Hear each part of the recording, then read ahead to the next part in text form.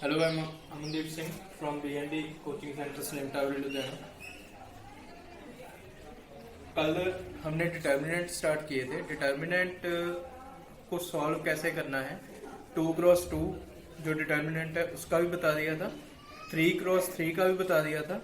अब नेक्स्ट जो टॉपिक है वो है properties of determinants. Properties of determinant में फर्स्ट प्रॉपर्टी जो है, the value of determinant unchange if its rows and columns are interchange. Determinant की वैल्यू अनचेंज रहेगी अगर उसके रोज और कॉलम को हम इंटरचेंज कर देंगे।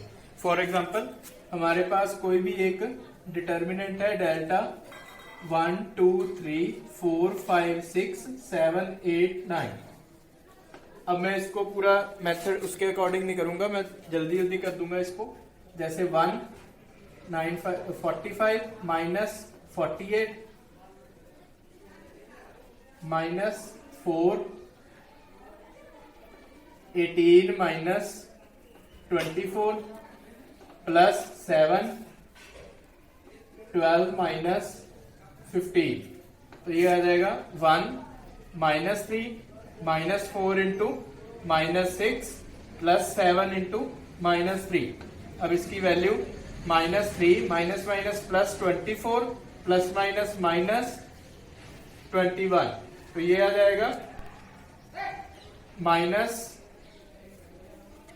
24 plus 24 that is equal to 0। ये है डेल्टा की वैल्यू। अब according to this property the value of determinant unchange if its rows and columns are interchange. अगर रो को कॉलम में चेंज कर दें और कॉलम को रो में चेंज कर दें, तो जैसे ये डेल्टा 1 लेट कर लिया, 1 4 7 2 5 8 3 6 9 रोज और कॉलम को इंटरचेंज कर दिया। तो यहां पे 1 45 minus 48 minus 2 36 minus 42 plus 3 32 minus 35। तो ये आ जाएगा 1 into minus 3 minus 2 into minus 6 plus 3 into minus 3। तो यहां पे आ जाएगा minus 3 plus 12 minus 9 minus 12 plus 12 that is equal to 0। अब ये वैल्यू दोनों की क्या आ गई, सेम आ गई। नेक्स्ट प्रॉपर्टी है, if any two rows and columns of a determinant are interchanged the sign of determinant changes। अगर हम किसी भी दो रोज या कॉलम को इंटरचेंज कर देंगे तो उसका जो साइन है डिटर्मिनेंट का वो चेंज हो जाएगा। यहाँ पे मैं कोई भी डिटर्मिनेंट लूंगा क्योंकि अभी सेम डिटर्मिनेंट के साथ मैं यहाँ पे कंटिन्यू नहीं कर सकता क्योंकि दोनों की वैल्यू 0 आई है। अगर 0 आएगी तो साइन चेंज का पता नहीं चलेगा। तो इसके लिए मैं डिटर्मिनेंट थोड़ा डिफरेंट लेने वाला हूं। यहाँ पे 1 2 3 4 7 8 5 6 2 ये है कोई डिटर्मिनेंट की वैल्यू है। तो यहाँ पे इसको सॉल्व करेंगे पहले। तो ये आ जाएगा 1 into 14 minus 48 minus 4 into 4 minus 18 plus 5 into 16 minus 21। इसको सॉल्व किया, कितना आ जाएगा, minus 34 minus 4 into minus 14 plus 5 into minus 5। तो ये आ जाएगा माइनस 34 प्लस 56 माइनस 25। तो 56 एज इट इज रहेगा, minus minus plus sign minus का। तो ये आ जाएगा, इनको प्लस किया, यह आ जाएगा माइनस 3। तो डेल्टा हमारे पास आ गया माइनस 3। अब अकॉर्डिंग टू दिस प्रॉपर्टी अगर हम किसी भी दो रोज या कॉलम को इंटरचेंज कर देते हैं तो इसकी जो वैल्यू होगी वो उसका सिर्फ साइन चेंज होगा। यानी कि इसका आंसर अगर माइनस 3 आ रहा है तो उसका कितना आना चाहिए, 3। तो डेल्टा 1 हमने लेट कर लिया है। जैसे मैं इन दोनों को चेंज करूंगा 1 2 3 5 6 2 4 7 8 दो कॉलम को मैंने चेंज कर लिया, C2 और C3 को। अब इसकी वैल्यू निकालेंगे, ये आ जाएगा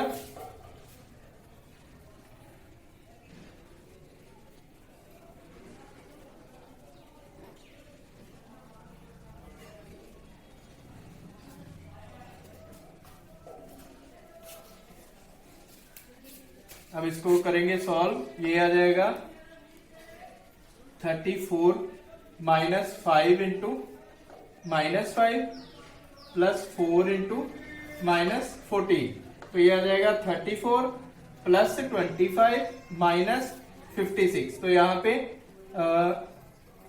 59 minus 56 that is equal to 3। अब देखो डेल्टा की वैल्यू -3 थी और डेल्टा 1 की वैल्यू आ गई हमारे पास 3।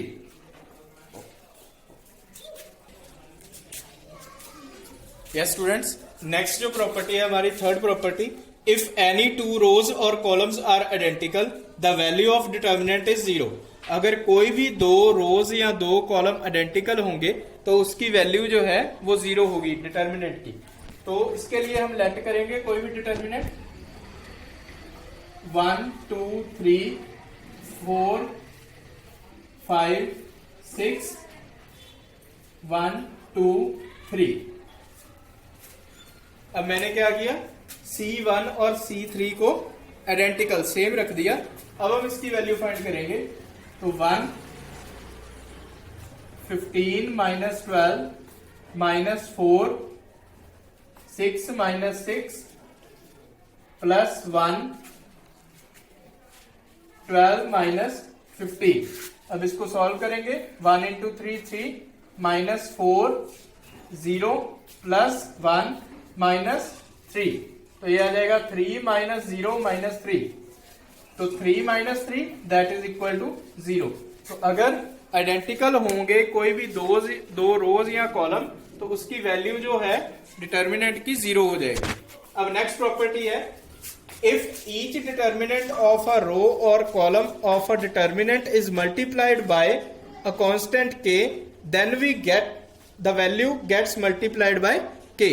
अगर किसी भी रो या कॉलम को किसी कांस्टेंट के साथ मल्टीप्लाई किया जाए तो उसकी वैल्यू जो है वो उसी कांस्टेंट के साथ मल्टीप्लाई होके आंसर आएगा।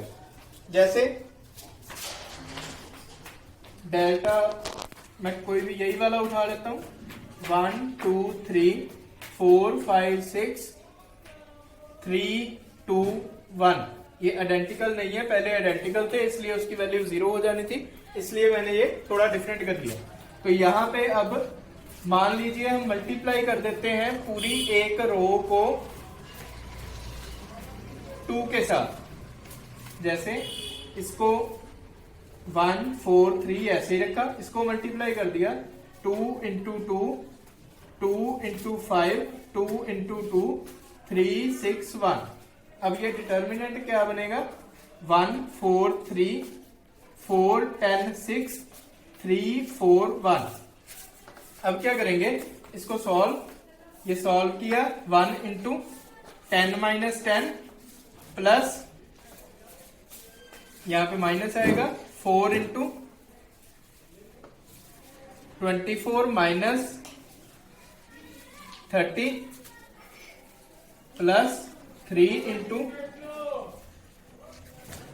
यहां पे थोड़ी गलती होगी है, जब 4 हम करेंगे तो ये वाली रो कैंसिल हो, ये कॉलम और ये रो कैंसिल हो जाएंगे, तो यहां पे आ जाएगा 4 माइनस 12,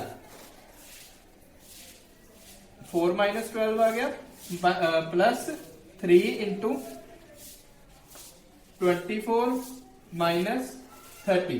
तो यहां पे 1 into 0 minus 4 into minus 8 plus 3 into minus 6।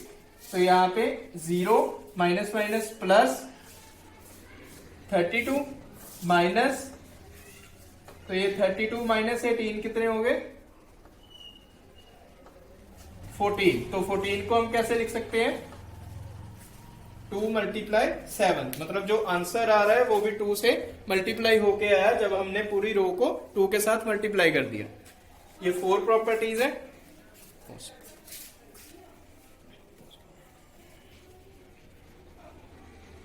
ठीक है। यस, नेक्स्ट है fifth property, if sum of all elements of a row or column of a determinant are expressed as sum of two or more terms then the determinant can be expressed as sum of determinant.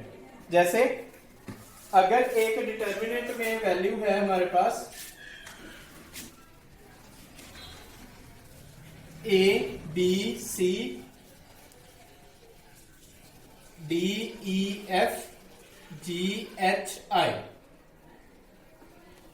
ये एक determinant है। इसके साथ m n p ये plus कर दिया, यानी कि किसी भी रो या कॉलम के साथ अगर हम कोई भी नंबर को प्लस कर रहे हैं या कोई भी नंबर प्लस हो रहा है तो उसको हम सम ऑफ डिटर्मिनेंट की फॉर्म में लिख सकते हैं। जैसे a b c d e f g h i को अलग लिख लिया, plus a b c d e f यहाँ पे एम एन पी, ठीक है जी, ये अलग आ गया। तो ये थी आपकी डिटर्मिनेंट्स की प्रॉपर्टी। एक प्रॉपर्टी और है, वो इतनी ज्यादा जब क्वेश्चन में यूज होगी तब आपको पता चल जाएगा। तो ये 5 मेन प्रॉपर्टीज हैं जो आपने याद रखनी है, अपने दिमाग में रखनी है। इसके बाद हम एक्सरसाइज स्टार्ट करेंगे, वो हमारी नेक्स्ट वीडियो में एक्सरसाइज में मतलब एक्सरसाइज स्टार्ट तो है लेकिन उस प्रॉपर्टीज पे बेस्ड जो सम है वो हम अभी नेक्स्ट वीडियो में करेंगे। ठीक है जी, थैंक यू।